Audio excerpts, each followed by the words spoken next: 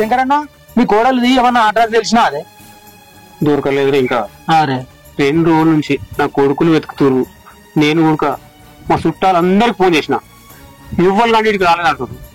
Last కు వాళ్ళ దోస్తు గాళ్ళకు కూడా అందరికి ఫోన్ చేసేది కొడుకులు, అయినా ఏడికి రాలేదు. అసలు ఎటు పోయిందో ఏం అర్థమైతే లేదా. అది కాదే నువ్వు నౌకరు ఎందుకు అద్దానన్నా చేస్తున్నాను. ఏదో అద్దన్నరా, అద్దన్నదానికి ఇట్లా చేస్తాను అనుకోలేదా నేను. ఒకవేళ వాళ్ళ అవ్వగారింటికి ఇట్లా పోవచ్చు. అరే వాళ్ళ అవ్వగారింటికి కూడా పోలేదట. నిన్న మా అయ్యంప్పుడు వచ్చి పొల్లు తీసిపోయినా అంటే ఇంటికాడ. ఇటు నేను ఏం అర్థమైతే లేదురా. ఒకవేళ ఏమైనా చేసుకుందంటే నువ్వు అంటుంటే నాకు మా కూరలు అంత పిరికిది కాదనిపిస్తుందిరా. ధైర్యవంతురాలే, ఎందుకంటే అంత ధైర్యం లేకపోతే నాతో కూడా పెట్టుకునే. అట్లా కాదు మీకు కూడా అట్లా కావచ్చు, కానీ పబ్లిక్ లో ఎట్లుంది తెలుసా, ఇవాళ మంచిగా లేదు రోజులు. ఆడి ఒక్కటి బయటకు పోయిందంటే ఎట్లుంటది, నీకు తెలియదు ఏముంది ఇవాళ రేపు ఎట్లా నడుస్తున్నాయి. అదే విషయం మరి ఏం చేయాలో అర్థమైతే లేదు. పెద్దోడు అయితే 2 రోజుల నుంచి ఇప్పటి వరకు ఇంటికి రాలే. వాడికి మొత్తం మీద తిరుగుడే ఉన్నాడు పాపం. చిన్నోడు అన్న వచ్చి తినిపోతుండు తిరుగుతుండు, కానీ పెద్దోడు అయితే ఇదివరకు ఇంటి 2 రోజుల నుంచి వాడే పాపం ఏదో తింటుండే నాకు తెలియదు. మళ్ళీ ఒకటి నిన్న నాకు అన్నం కూడా తినబుద్ధి 2 రోజుల నుంచి, మంచినీళ్ళు కూడా తాగుతుంది అయితే లేదా. గట్లున్న తర్వాత ఏదో తినబుద్ధి అయితే ఏదో తాగుద్ది అయితే అన్న. మరి పోలీస్ కంప్లైంట్ ఇచ్చినారే. పోలీస్ కంప్లైంట్ ఇస్తే మన జీతం పోతుంది కాదురా. అది కూడా కరెక్ట్. మనం విలువ పోతే మనం బతుకుడే విలువ పోవద్దని జాబ్ చేయొద్దని చెప్పిన ఆయన. అరే దేవుడి దయ వల్ల నా కోడలు వస్తే జాబ్ తోలిస్తారా, నా పెద్ద కోడలు కూడా జాబ్ తోలిస్తారు, నా కొడుకు కూడా జాబ్ చేయమంట. ఎక్కడికి వెళ్ళిన కోడలు తిరిగి రావాల. బాధపడకే, దొరుకుతుంది, బాధపడకు నువ్వు. మనం చేసే మన ప్రయత్నం చేద్దాం, అంత బాగుంటుందా. ఇక మరి ఏం చెప్తాం.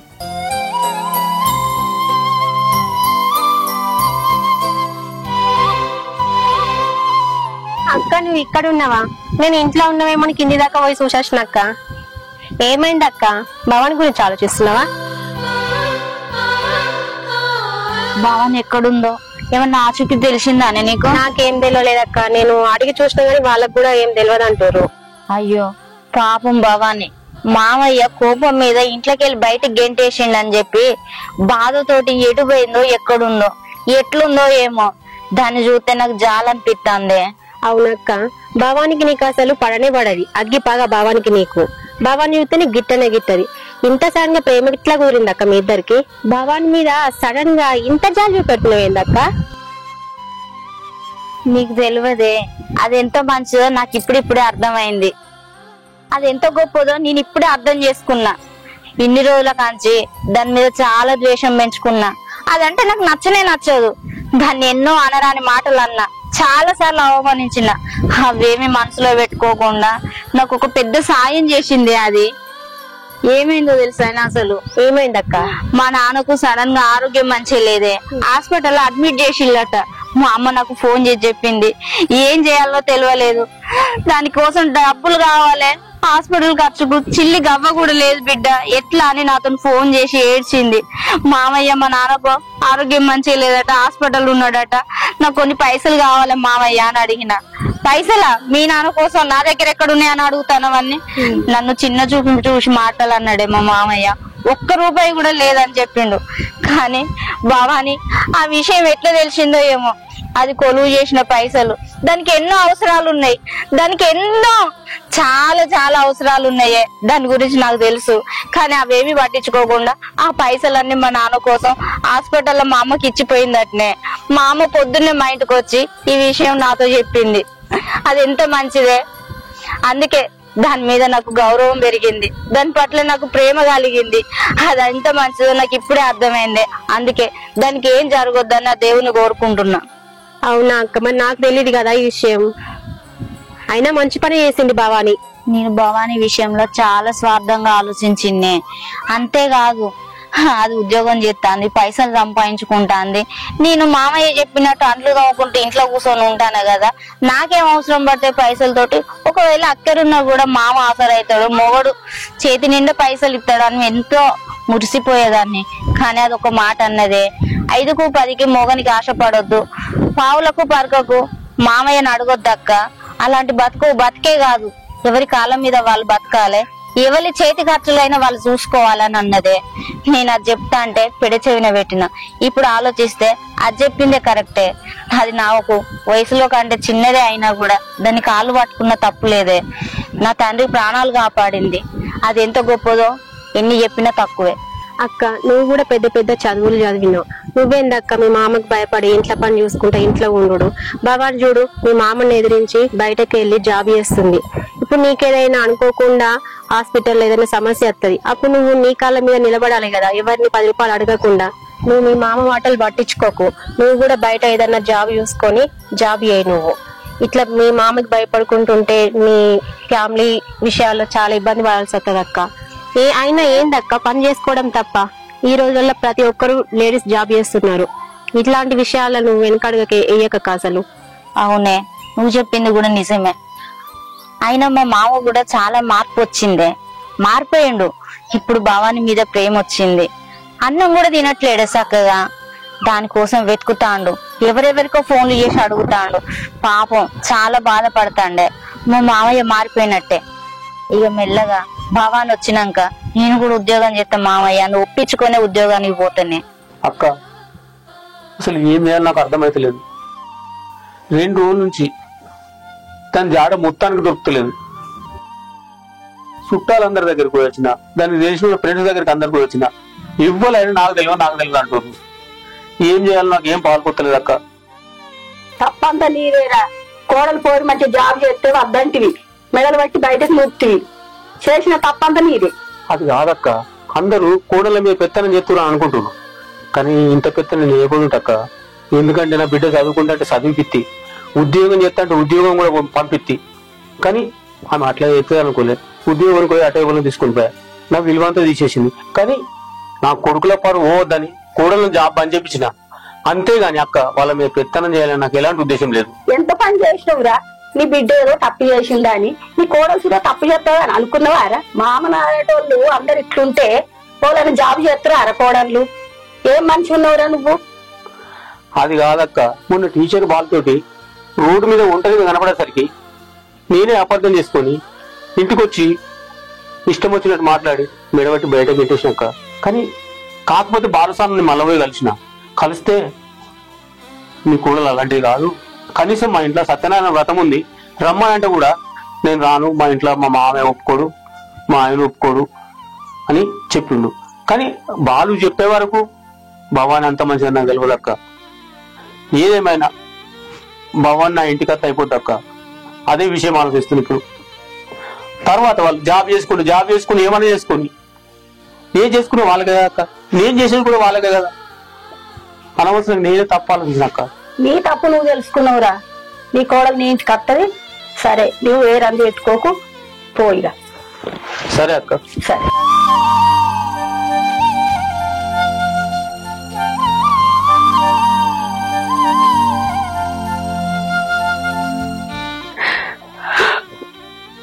భవానీ మేడం, నేను చెప్పింది ఏం ఆలోచించారు? అది కాదు మేడం, ఆడవాళ్ళ బాధ ఆడవాళ్ళకి తెలుసా అని చెప్పేసి మా మిస్సెస్ తో కూడా చెప్పించాను మీకు. నా బాధ నేను ఎవరికి చెప్పుకోను, నాకేం అర్థమైతలేదు. మేడం, అసలు మానవ జన్మ మళ్ళీ వస్తుందో రాదో తెలియదు.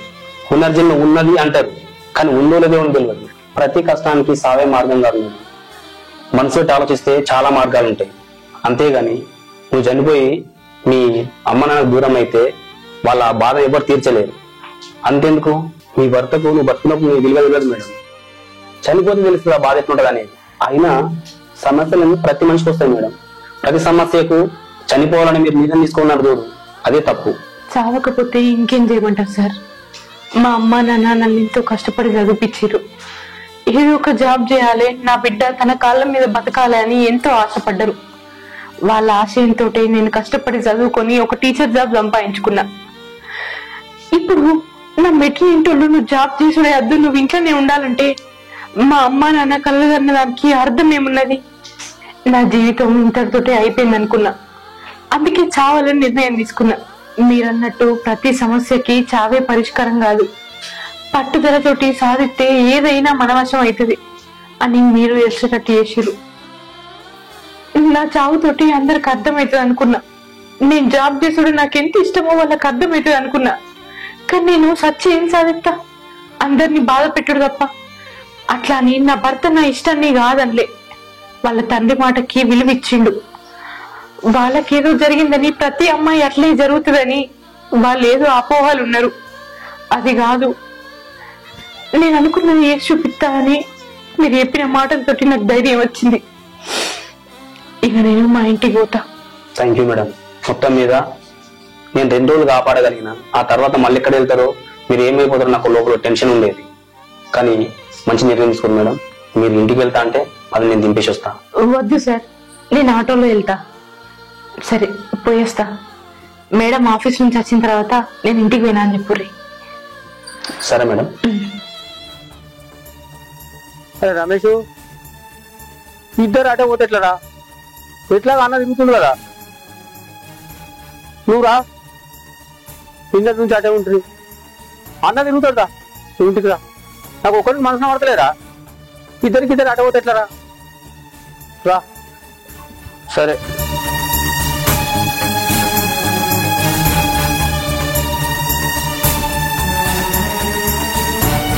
ఏమైంది బాబాయ్, ఎట్లున్నావు? వాదిన గురించి రా. చిన్నవాయన కనిపించలే? కనిపించలేదురా. ఆయన నువ్వు ఎటు వేస్తున్నావురా? నేను ఇటు కొండపురం పోయేస్తున్నా బాబాయ్. కొద్దిగా చిన్న పని ఉండగా పోయేస్తున్నా. అడిగితే అనమాట వాడిని. కనబడలే బాబాయ్. కనబడితే నేను ఫోన్ చేసి చెప్తా. నేను కనబడితే ఫోన్ చేయరా? సరే బాబు, కనబడితే ఖచ్చితంగా ఫోన్ చేసి చెప్తా. సరే. ఎట్లుందో ఏమో భావానికి పాపం. ఎక్కడికి పోయిందో, తిన్నదో లేదో. దాని విషయంలో నేను చాలా పెద్ద తప్పు చేసిన. అట్లా ప్రవర్తించి ఉండకూడదు. మామయ్య, భవానీ జాడ దొరికిందా మామయ్య? ఎక్కడ ఉందట? మంచి ఉన్నదట్నా? ఇక్కడిది భవానీ జాడ. నాకు తెలిసిన అందరు కలిసిన, అందరికి ఫోన్ కూడా చేసిన. భవానీ జాడ మొత్తాన్ని వెళ్తలేదు బిడ్డ. అయ్యో అవునా మామయ్య? మామయ్య నీకు ముచ్చట చెప్పాలా మామయ్య? నిజానికి భవానీ ఉద్యోగం చేయాలని అనుకోలేదు. నేనే బలవంతంగా నువ్వు ఉద్యోగం ఇవ్వు మామయ్య, నేను ఒప్పిస్తా, నేను చెప్తా మామయ్యకు. నేను చెప్తేనే పోయింది మామయ్య. నన్ను క్షమించు మామయ్య. ఎందుకు అట్లా చెప్పిందంటే, అది ఉద్యోగం చేస్తాంది, 4 పైసలు సంపాదిస్తాంది, చుట్టుప్రక్కల దృష్టిలో తిని కూర్చుంటాను. నన్ను ఎక్కడ చులకన చేస్తారో, నాకు ఎక్కడ విలువ తగ్గిపోతుందో అని దాని మీద కోపగించుకొని కావాలని నీ దగ్గర అబద్ధాలు చెప్పి దాన్ని ఇంట్లోకి వెళ్ళి బయటికి పంపించేటట్టు చేసిన మామయ్య. నన్ను క్షమించు మామయ్య. ఎంత పని చేసావు బిడ్డ. నేను కూడా వెనుక ముందు ఆలోచించకుండా అట్లా చేసేది కాకుండా బిడ్డ, అసలు నువ్వు ఈ విషయం ముందు చెప్పిన అయిపో కదా బిడ్డ. నాకు ఇప్పుడు అది ఎక్కడ లేకుండా అర్థం ఏడ దొరుకుతుంది. అయినా నా మైండ్ కూడా సరిగ్గా పని చేయలేదు. వెనుక ముందు ఏది ఆలోచించలేదు. ఏం ఆలోచించకుండా ఆవేశంతో బిడ్డలు పట్టి బయటకి ఎత్తి ఇప్పుడు ఏడాన్ని ఎత్తుతాం. అయినా వాళ్ళు అయ్యొచ్చి అంత రచ్చ చేసిపోయా. మళ్ళీ వచ్చి ఏం చెప్తాడేమో, నాకు అదే భయం అవుతుంది బిడ్డ. నువ్వేం టెన్షన్ పెట్టుకోకు మామయ్య. భావానికి ఏం కాదు, మళ్ళా మన ఇంటికి తిరిగి వస్తుంది మామయ్య. నాకు ఆ నమ్మకం ఉన్నది. నోరు అంది పెట్టుకోకు. కాలు చేతులు కడుక్కో, అన్నం పెడతా. నాకు తినబుద్ధి బిడ్డ. కొంచెం తిను మామయ్య. నాకు తినబుద్ధి లేదు. ఏమన్నా జ్యూస్ అనేది అవుతురా మామయ్య? ఏదద్దు బిడ్డ. భగవాన్ దొరికేదాకా అన్నం ఏది తిన బిడ్డ. జ్యూస్ నాకు ఏదద్దు. సరే నన్ను విసికించకు.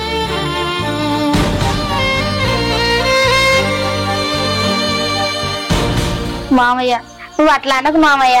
రా, కొంచెం అన్నం తింటూ రా మామయ్య. నీ ఆరోగ్యం ఖరాబ్ అవుతుంది మామయ్య. అడ్డు బిడ్డ, నాకు అన్నం తినాలనిపిస్తుంది. మంచి కూడా రాకపోతలేదు. వాళ్ళ ఫోన్లకి లేచి కొడుకులేమన్నా ఫోన్ చేసిన ఎక్కడ జాడ దొరకలేదు, వెతుకుతాను. సాయంత్రం వరకు మేము ఇంటికి వస్తామని చెప్పి మామయ్య. మళ్ళీ నేను ఫోన్ చేస్తా మామయ్య. చేయిపో, నేను ఏం విషయం కనుక్కోరా.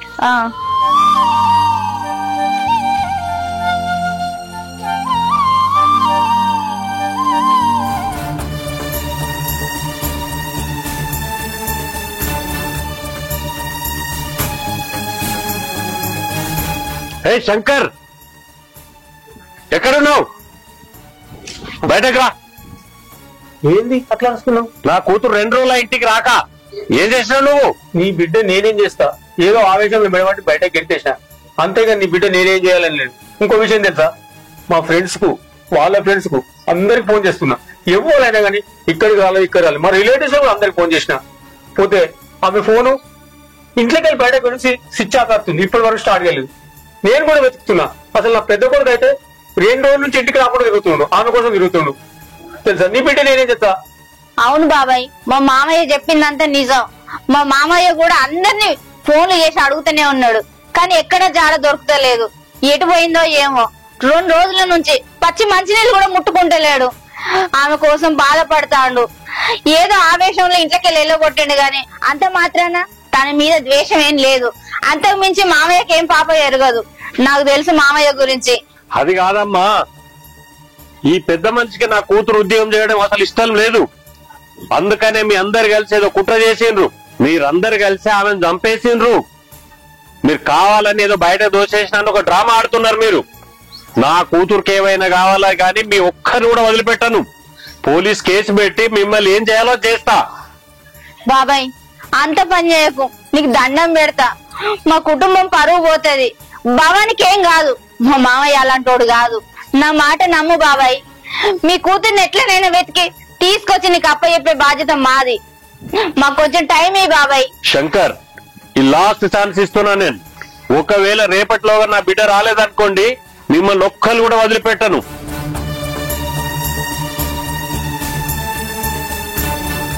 మామయ్య నీ కొడుకులకు ఫోన్ చేయి.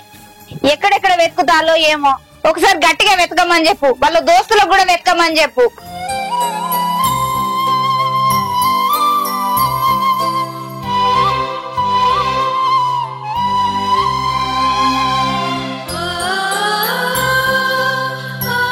మామయ్య భవాని పోయి ఇప్పటికి 2 రోజులైంది. ఎక్కడున్నదో ఎటు పోయిందో ఇంతవరకు జాడ తెలియలేదు. ఎట్లా మామయ్య? నాకెందుకో భయం అవుతాంది. చూడు బిడ్డ, నేను అందరికి ఫోన్ చేసి మాట్లాడినా, ఎవరైనా మాకు తెలియదు అంటారు.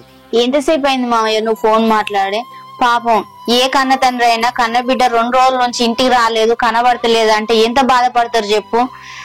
మళ్ళొకసారి ఫోన్ చేసి ఏదైనా సంగతి తెలుసుకో మామయ్య. ఎంత మందికి ఫోన్ చేయాలి బిడ్డ?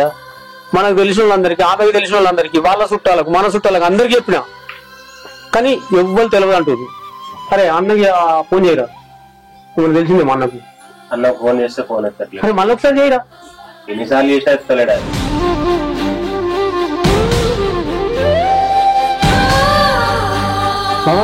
భవాని ఎక్కడికి పోయినావు భవాని? 2 రోజులు ఎక్కడున్నావు? నీకోసం మేము ఎంత వెతుకుతానో తెలుసా, ఎంత బాధపడతానో. ఎటు పోయినావు భవాని? ఏమైంది? ఎక్కడ పోయినావు? మావయ్య నన్ను క్షమించురి మావయ్య. నేను మీ మాట వినక జాబ్ మీద పట్టుదలతోటి మీ మాట కాదని జాబ్ చేయడానికి పోయినా.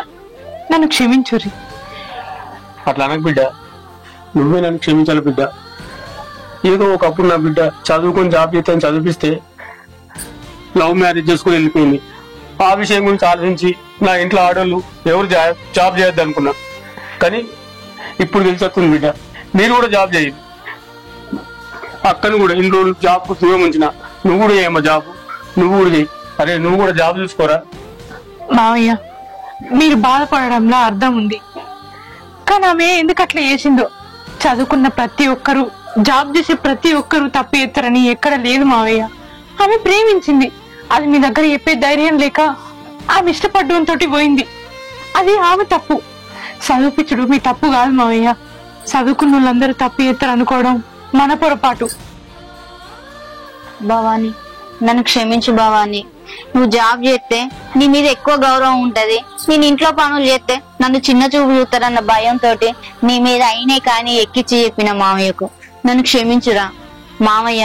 నేను భవాని మీద అన్ని అబద్ధాలే చెప్పిన, నన్ను క్షమించు మామయ్య. ఎందుకక్క గట్ల మాట్లాడతావు? అది నీ కూటిన బుద్ధి కాదని నాకు తెలుసు. ఎవరో ఏదో ఎప్పుడని చెప్పుడు మాట లేని నన్ను తప్పు పట్టుకున్నావు, నన్ను చిన్న చూపు చూసినావు. చూడక్క, గౌరవం మర్యాద అనేది చదువుతోటో చదువుకోనులతోటో రాదు, మనం మెదిలే తీరుతోటి వస్తుంది. మనం ఎవరితోటి మంచిగా ఉంటే వాళ్ళు కూడా మనతోటి మంచినే ఉంటారు. చదువుతోటే గౌరవం అత్త అనేది అబద్ధం అక్క. ఏమండి మీరు కూడా నన్ను క్షమించుర్రి. నేను జాబ్కు పోతా అంటే ఏనాడు మీరు అద్దనిలే. మా నాన్నకి ఇష్టం లేని పని వేయకు అని నన్ను మందలిచ్చారు తప్ప నా ఇష్టాన్ని ఎప్పుడు అద్దుకోలే. మిమ్మల్ని కూడా నేను బాధ పెట్టిన, నన్ను క్షమించుర్రి. కాదు భవాని, బాపు ఏది చెప్పినా మన మంచి కోసం చెప్తాడు. కానీ బాపు అట్లా మాట్లాడిందని చెప్పేసి నువ్వు పోయినావు కదా, పోయినాక ఎంత బాధపడ్డాడు తెలుసా? ఆయన మన లైఫ్ కోసం ఆలోచన చేస్తాడు కానీ మనం ఖరాబ్ కావాలని కాదు. ఇంకొకసారి ఇట్లా పోవద్దు నువ్వు, సరేనా? సరే అండి. ఏదైనా ఉంటే మన ఇద్దరం అండర్స్టాండింగ్ చేసుకొని పోవాలి కానీ నువ్వు చెప్పబెట్టకుండా పోయి మమ్మల్ని టెన్షన్ పెట్టవద్దు. సరే సరేనా బాబు? వదినా, ఇక్కడ నుంచి మంచిగా ఉండాలి. సరే అయ్యా. మావయ్య, మీరు కొట్టినా తిట్టినా నన్ను ఇంట్లోకి వెళ్ళగొట్టినా నేను మాత్రం జాబ్ చేస్తా. నా ఇష్టాన్ని మీరు అర్థం చేసుకుంటారని నేను అనుకుంటున్నా. నేనే చెప్తున్నా బిడ్డ, అందరు జాబ్ చేసుకోరు, అందరు జాబ్ చేయరు. మరి నేను జాబ్ చేస్తాడు మీకు ఇష్టమే కదా? అందరం మంచిగా ఉందాం, జాబ్ చేసుకుని 4 రూపాయలు సంపాదించుకుందాం, మంచిగా ఉందాం. అన్నకు ఫోన్ చేసి చెప్పు, మరొకరు వచ్చిందని చెప్పి.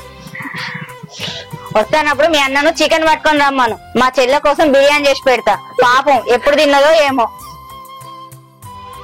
అన్నా, భవాని ఇంటికి వచ్చిందే, రా నువ్వు కూడా రా. వచ్చినప్పుడు ఇంత మటన్ తీసుకురా.